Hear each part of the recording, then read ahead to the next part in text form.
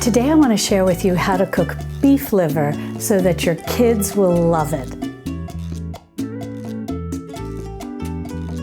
Hi sweet friends, I'm Mary and welcome to Mary's Nest, where I teach traditional cooking skills for making nutrient-dense foods like bone broth, ferments, sourdough, and more, in this case, organ meats. So if you enjoy learning about those things, consider subscribing to my channel. And don't forget to click on the little notification bell below. That'll let you know every time I upload a new video. If you like eating nutrient-dense foods, or you're in the process of transitioning to eating nutrient-dense foods, sometimes the last holdout to incorporate into your diet and your family's diet can often be liver. And then even maybe as adults, we can learn to love liver and onions, which is actually something I grew up eating. But for many, even liver and onions can be a little bit of a hard thing to serve to children. But I have a fun recipe here that turns beef liver into basically something that looks like nuggets and is very tasty, and then dipped into some fermented ketchup is perfect. And your kids will love this. Now what I want to do is show you a very easy way to work with beef liver. And what I've got here is organic beef liver from grass-fed cows. And for those of you who often ask me where I get meat and bones and so on and so forth, I wanted to let you know that I often buy these type of things, whether they're organ meats or beef bones, etc., from US Wellness Meats. And if you want, you can check in the description below where I have a 15% off coupon code for anything that you might order from them. Now what I recommend is that you take your beef liver and put it into plastic bags like this so that you've got it lying flat. And then go ahead and freeze it like this. And then when you get ready to make this recipe, what you're going to want to do is take your liver out. It's nice and flat like this, and it's frozen. You're just going to want to let it thaw a little bit, and you're going to want to cut it while it's just slightly thawed. It's going to be a lot easier to do, and it's going to be a lot neater and cleaner to do. And once the liver thaws just a bit, you can use a nice serrated knife, this is my favorite, that's what I like using. Or you can use a nice sharp chef's knife, but you have to make sure it's nice and sharp. Or you can use a good pair of sharp kitchen shears. And what we're going to do is we're going to cut this into little chunks. But if it's partially frozen, I'm telling you, this job is going to be a lot easier to do. Then all you're going to want to do is just take yours, in my case, I'm going to use a serrated knife, and just very carefully, we're just going to start cutting chunks. And you're just going to want to cut them, think of chicken nuggets, something of that size, just about an inch or two. And I'll overlay a close-up picture so you can see it in relation to my hand, exactly about what size I'm thinking of. But 1 to 2 inches is perfect. And then you're going to want to have ready a bowl with some buttermilk in it. Now, if you don't have buttermilk, don't worry. You can also just use regular milk. That will work fine as well. And what we're going to do is soak these pieces of liver in the buttermilk or milk for 1 hour. What that's going to do is it's going to help soften the flavor and also tenderize the liver a bit. But the most important point is to soften the flavor, especially if we're going to feed this to kids. We want to keep the flavor of these soft and mild. And the reason that I like to use buttermilk is because what in essence we're doing is making this like chicken fried liver. And so the buttermilk is somewhat traditional, as you've seen in recipes when people make fried chicken or chicken fried steak. Well, in this case, we're doing chicken fried liver, and we're doing them in nuggets. And so the buttermilk is very traditional. But as I said, milk will work well too, and it will equally help to soften the flavor. Well, I'm going to go ahead and drop that into my buttermilk. I'm going to finish cutting up all of my liver into nugget-sized pieces, get it into the buttermilk, and let it soak for an hour. Well, I've had these soaking in buttermilk for about an hour. Now, the next step, we're going to go through the dredging process. And what you'll want to do is get either a baking sheet or a plate, whatever you have on hand that you don't need the paper towels yet. I have those down ready for when we go through the frying. And you just want to, as we go through the dredging process, once we're done with that, you want to put your pieces of liver down onto something to get ready to go into the fryer. And then later on, when we take them out, we're going to want to drain them on paper towels. That's why I have these paper towels here. And if you have a cooling rack like this, even better, you can put that down on top of the paper towels and then put your fried livers right on top of the cooling rack. But if you don't have this, don't worry, it's definitely not required. You can just put them down on a paper towel and that'll be perfect. So all we're going to do is we're just going to take out one piece at a time, and we're going to dredge it in the flour. Now, one thing that I forgot to do is talk about seasoning the flour. What I've got here is a little bit of salt. I've just added some salt to the flour and mixed it in, and then that's it. And then I'm just going to continue my dredging process. I'll show you in a minute. But if you want, you can add more seasoning. You could add black pepper, you could add some spices, so on and so forth. But if you're starting this for the first time and you're introducing this to children, you may want to just start with salt. So go ahead and season your flour with whatever you think your children are like, and you'll be all set. Then we're going to go back into the buttermilk. I'm going to make these nice and crunchy.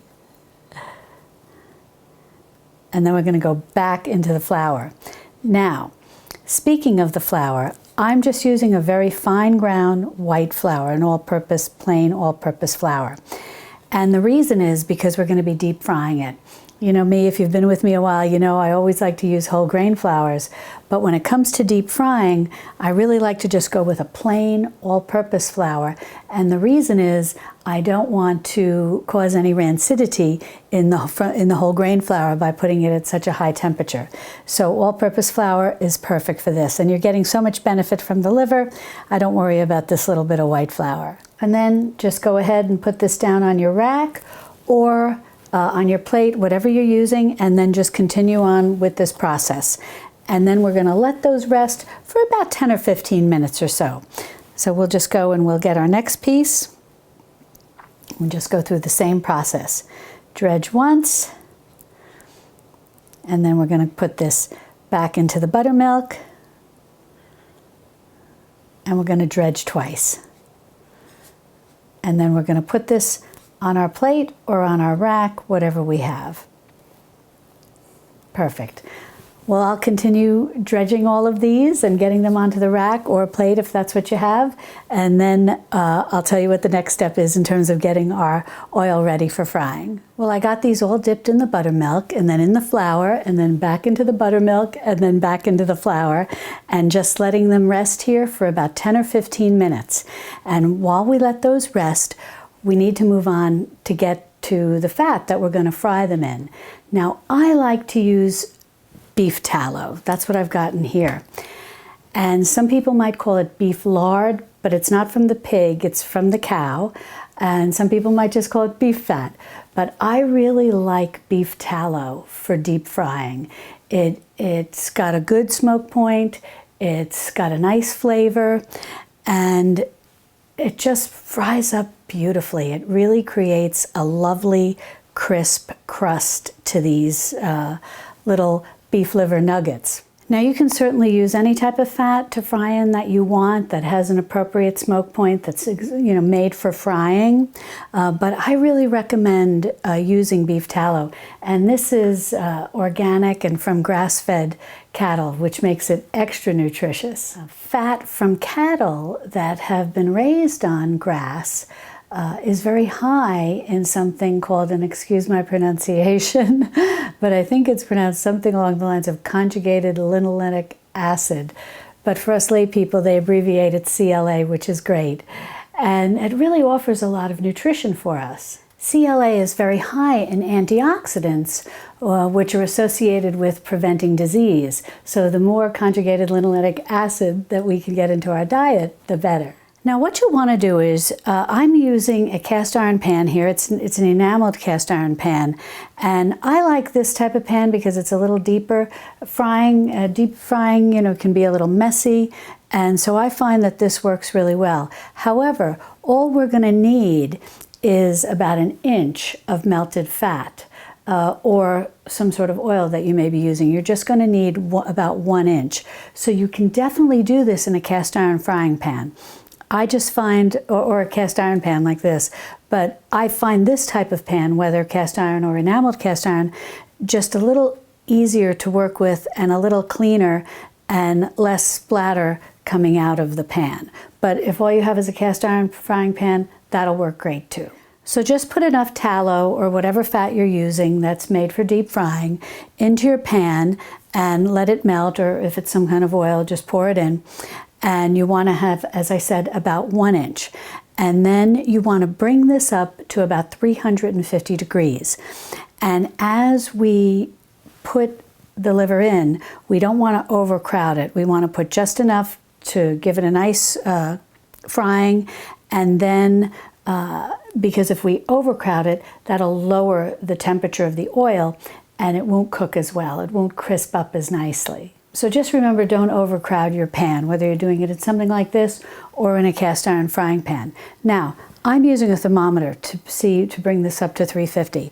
Now, if you don't have a thermometer, don't worry. You can take a little bit of the flour that you used to batter dip these, and you can just test it. You can just put a little into the pan as you see the oil or the fat, melting, and you start to see on the bottom it's swirling a little as it's coming up to temperature.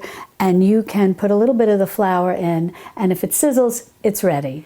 If you make beef bone broth and the tallow floats up to the top and forms a nice hard piece of tallow on top after it's been chilled, you can remove that and save that and keep that for cooking.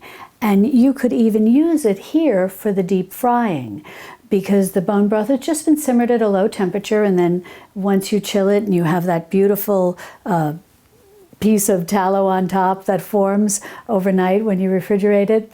And if you've not made bone broth, or you want to see what I'm talking about, I'll link to the in the iCards and in the description below. I have so many videos on making bone broth and many on beef bone broth, so you can see what I'm talking about. But you can save that tallow and then you can use it to fry. If not, you can find tallow. Today it's becoming more common at the grocery store with the popularity of these paleo and keto diets. I'm actually seeing tallow sold in jars at my grocery store. So that's something you can look for as well. And the little container that I had was tallow that I had purchased at US Wellness Meats. So that's another option for you as well, if you can't find it anywhere and you need to order it through the mail. And as I mentioned, don't forget, in the description below, I have a 15% off coupon code, so that's helpful. And also I want to mention, while you're in the description, if you're looking around in the description below, I'll have a link to my website, which is marysnest.com, but I'll have a direct link to where you can print out this recipe. So that'll be helpful too. You can print out all of the recipes on my website, and then you can start putting together a little cookbook for yourself of traditional nutrient-dense recipes. So be sure to look for that link in the description below. Well, I've got this up to 350 degrees Fahrenheit, so I'm going to go ahead and start putting these down, lowering them down. Oh, beautiful sizzle. And I'll put that one in. I'll start with 4, and I'll keep my eye on that temperature. And if you're not using a thermometer, if you find that the good boiling of it seems to stop or peter out, then don't add any more. And you just want to cook these about 2-3 minutes, and then turn them around, see how they look, maybe another 2-3 minutes, and then they'll be ready to come out. And I'll overlay a picture so you can see how it looks with the oil bubbling and whatnot. And now that they're nice and golden brown is the perfect time to take them out. And then just put them on your rack to drain, or directly onto the paper towels. Either way is fine. And then just dust them with a little sprinkling of salt while they're nice and hot. Well, I'll go ahead and get the rest of these out. Well, I'll go ahead and start frying up the rest of these, and then when I'm all done, we'll give them a taste. And now I'm just going to take this last one out, put it on my rack here, give it a little salt, and we'll just give those a second to cool, and we'll give them a taste. Well, they've cooled nicely, and I'm going to put an overhead shot and I'll overlay it so that you can see how glorious these came. And I'll get ready to plate some up and we'll take a taste. Well, let me pick out a beauty here to take a taste test of. It's just glorious. It's so crispy and it just looks wonderful. And I'll take a snapshot so you can see it up close, exactly how lovely these look. They just came beautiful. Alrighty, well, now here I've got some fermented ketchup for dipping. And if you want to make your own homemade fermented ketchup, I'll link to my video where I show you how to do that in the iCards and in the description below. But let's go ahead and give this a taste and see how it is. Mmm. It's so tasty.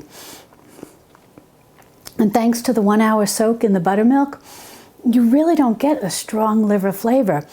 Your kids are going to love this. My son, he's grown now, but I made this for him so much when he was a little boy. And I'd always say, oh, they're nuggets. And he'd be like, okay. And he grew up liking them. I highly recommend this. They're really delicious. And if you'd like to learn more about traditional cooking, traditional nutrient-dense cooking, I hope you'll subscribe to my channel. And then click on this video over here where I show you how to make this fermented ketchup. And I'll see you over there in my Texas Hill Country kitchen. Love and God bless.